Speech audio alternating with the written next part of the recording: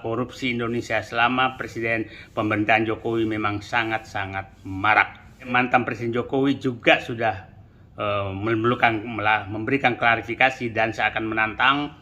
Saya mencoba membagi 5 klaster modus korupsi yang dilakukan oleh mantan Presiden Joko Widodo. Menjarakan lawan-lawan politik, itu klaster korupsi kedua. Itu adalah istilahnya korupsi sprindik.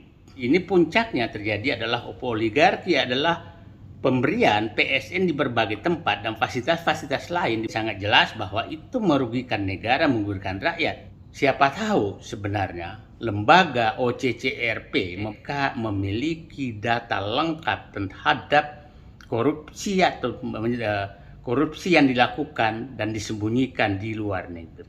OCCRP membuka selebar-lebarnya korupsi yang sudah terjadi selama pemerintahan Joko Widodo.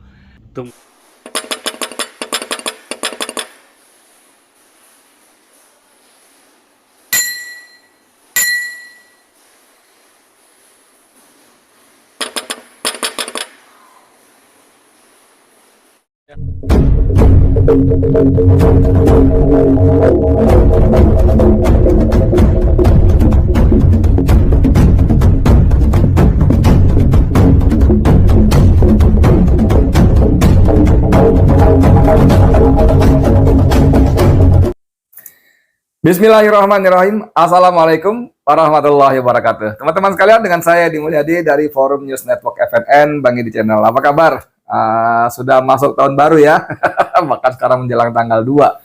Mudah-mudahan ya Allah beri kita tetap kesehatan, kebahagiaan, keberkahan, dan Allah selalu membuka pintu magfirahnya, pintu ampunannya untuk dosa-dosa yang kita lakukan, maksiat-maksiat yang kita lakukan.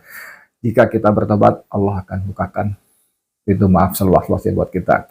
Tapi yang paling penting, mari kita bersama-sama semampu kita, sekuat kita, sebisa kita untuk menghindari dosa dan berbuat maksiat, sehingga Allah tidak murka pada kita. Amin ya rabbal alamin. Teman-teman sekalian, masih soal status ya, finalis bagi mantan presiden maksud saya Indonesia, Joko Widodo, yang mendapat gelar sebagai salah satu tokoh dunia paling korup versi OCCRP ya, sebagai tokoh dunia paling korup ya. Yang memberikan hadiah adalah Organized Crime and Corruption Reporting Project ya, OCCRP ya. 5 orang, juaranya memang Bashar al-Assad, Presiden Suriah yang terguling karena tiran. Kemudian juga ada mantan Perdana Menteri Bangladesh Sheikh Hasina yang juga korup, tiran juga, yang telah terguling juga. Dan ada Presiden Indonesia Joko Widodo, Presiden yang ke-7. Si manusia merdeka ini punya catatan bagus ya, saya Didu. Video pendeknya keluar hari ini, kira-kira 6 menit lebih dikit ya. Dia mencatat ada 5 klaster dari modus-modus korupsi yang dilakukan oleh Joko Widodo. Jokowi ketika ditanya wartawan bukan cuma mengklarifikasi, tapi seperti menantang ya. Ada 4 tantangan yang diajukan, silakan buktikan. Kan. Lalu kedua, apa yang saya korup? Ya, dengan muka innocent-nya ya. Kemudian dia juga mengatakan sekarang ini banyak framing jahat kepada dia, bisa pakai kendaraan apa saja, bisa partai, bisa LSM, bisa ormas dan sebagainya dan seterusnya, yang memframing dia dengan framing tuduhan-tuduhan jahat. Yang ketiga, ya silakan aja. Yang keempat, maksud saya, ya silakan saja bawa ke ranah hukum. Nah, kita coba lihat apa kata Said Didu dalam video pendeknya 5 klaster modus korupsi Joko Widodo. Ini videonya. Assalamualaikum warahmatullahi wabarakatuh. 31 Desember 2024, bangsa Indonesia bagaikan kena petir di siang bolong karena lembaga OCCRP mengumumkan mantan Presiden Jokowi sebagai finalis pemimpin terkorup 2024. Dan banyak yang kaget, tapi saya salah seorang yang tidak kaget karena saya memang menduga bahwa korupsi Indonesia selama pemerintahan Jokowi memang sangat-sangat marak. Nah, kemarin mantan Presiden Jokowi juga sudah memberikan klarifikasi dan seakan menantang. Tantangannya ada 4. 1, silahkan buktikan. 2, apa yang saya korupsi. 3, ini framing jahat. Yang keempat, agar ini diproses hukum saja. Nah, itu kita sekarang mau bantu rakyat untuk mengetahui apakah betul Presiden Jokowi melakukan korupsi seperti yang dituduhkan tersebut. Saya ingin mencoba merangkum kalau Jokowi memang melakukan korupsi, dibilang mana, sektor mana atau klaster mana terjadi korupsi. Saya mencoba membagi 5 klaster modus korupsi yang dilakukan oleh mantan Presiden Joko Widodo. Klaster pertama adalah klaster korupsi yang ditujukan untuk mendapatkan kekuasaan dan melanggengkan dinasti. Ini banyak contoh yang terjadi tentang hal ini. Masih ingat dulu kasus tentang ditutupnya kasus pelanggaran denda dan pelanggaran hutan, kemudian 3,3 juta hektar sawit itu hilang begitu saja. Nah, itu saya punya keyakinan bahwa ini ada kaitan dengan untuk melanggengkan kekuasaan, sehingga perlu untuk meredam kasus-kasus besar dan bisa terjadi negosiasi di balik pintu. Yang kedua, klaster kedua adalah itu menjarakan lawan-lawan politik. Itu klaster korupsi kedua. Kita masih ingat bagaimana kasus-kasus menteri-menteri yang terlibat tahu-tahu dihilangkan begitu saja, dan itu sudah diperiksa tapi tidak dilanjutkan. Itu adalah istilahnya korupsi sprindik. Masih ingat kasus impor garam, minyak goreng, HPH, kemudian kasus BTS dan berbagai kasus lain yang menguap begitu saja. Dan masih ingat kasus penggantian Ketua Umum Partai Golkar yang karena isu semua bahwa itu ada 11 sprindik. Itu korupsi klaster kedua. Korupsi klaster ketiga adalah ini ambisi pribadi. Ada 2 subklaster di sini. Klaster pertama adalah ingin punya legacy. Seakan-akan presiden berhasil tapi merugikan rakyat. Contohnya membangun kereta api cepat, membangun infrastruktur yang sangat mahal yang menyebabkan BUMN bangkrut, rakyat mengalami kerugian, membangun IKN, dan membangun bandara-bandara yang tidak sama sekali dibutuhkan demi ambisi pribadi Jokowi. Ambisi pribadi kedua adalah terkait dengan keluarga. Masih ingat kita terkait dengan kasus penyelundupan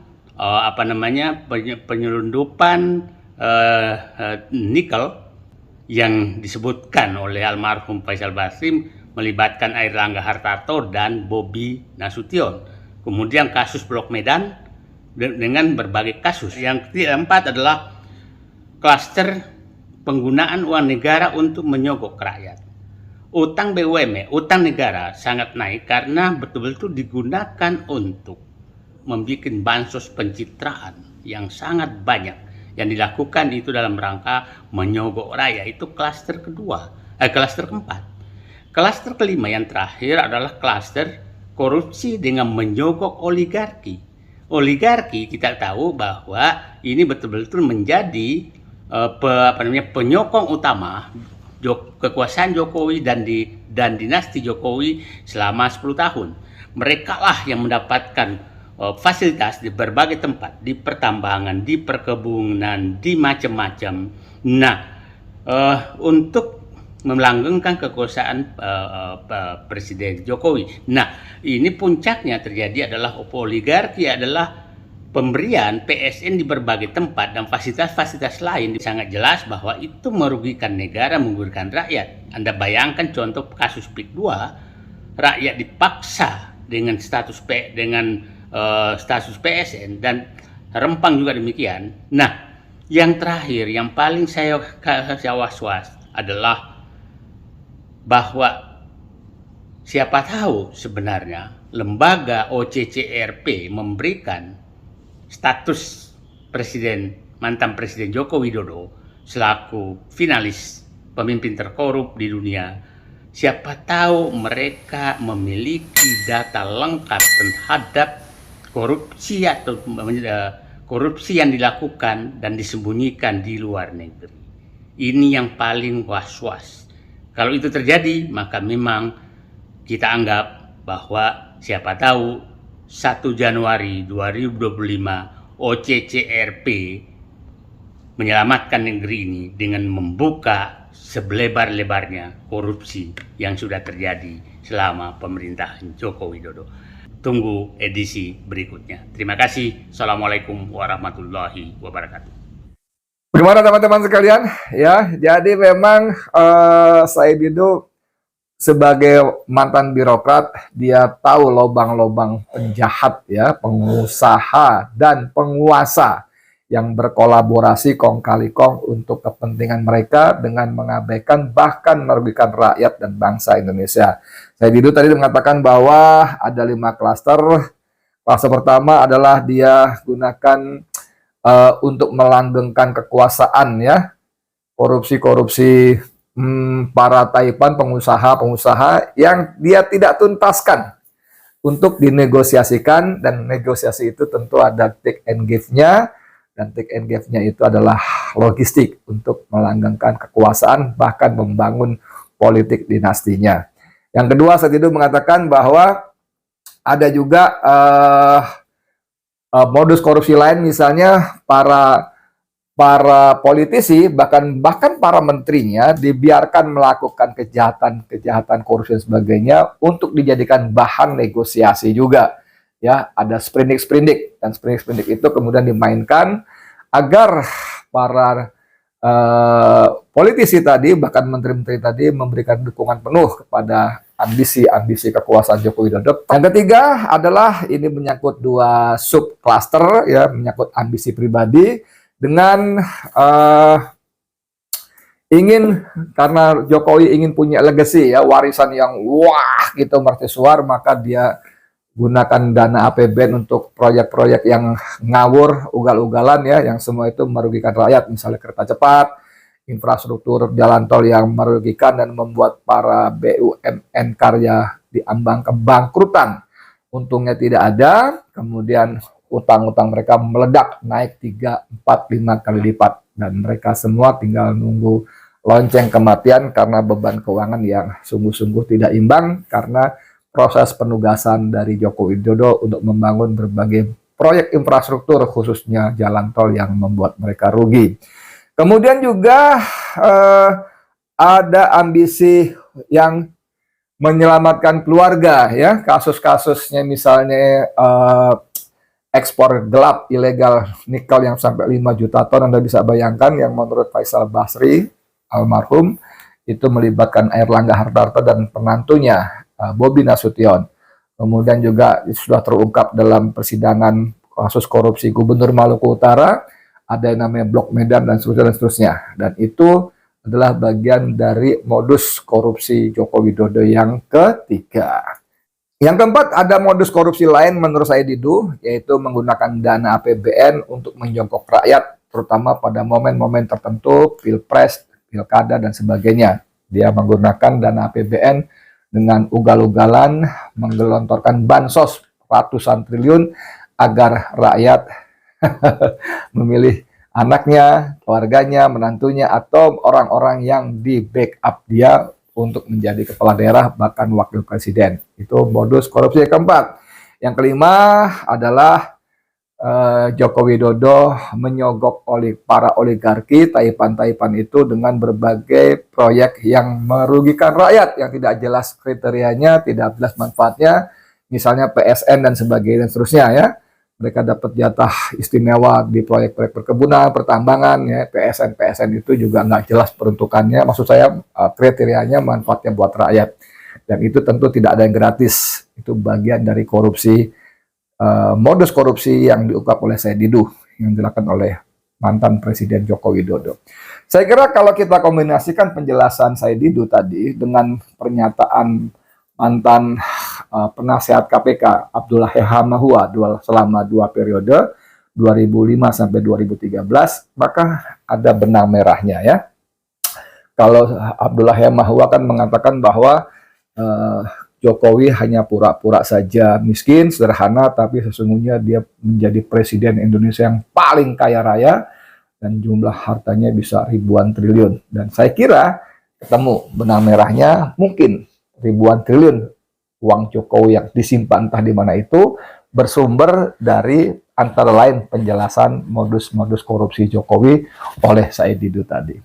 Nah, di ujung videonya tadi Said Didu juga berharap bahwa OCCRP tadi akan membuka seterang-terangnya modus-modus korupsi Joko Widodo, terutama ya sebagai lembaga jurnalis investigasi terbesar di dunia, diharapkan OCCRP tadi punya data-data di mana ya selain bagaimana modus korupsinya Joko Widodo, juga di mana uang itu disimpan di luar negeri khususnya. Nah, kita tunggu.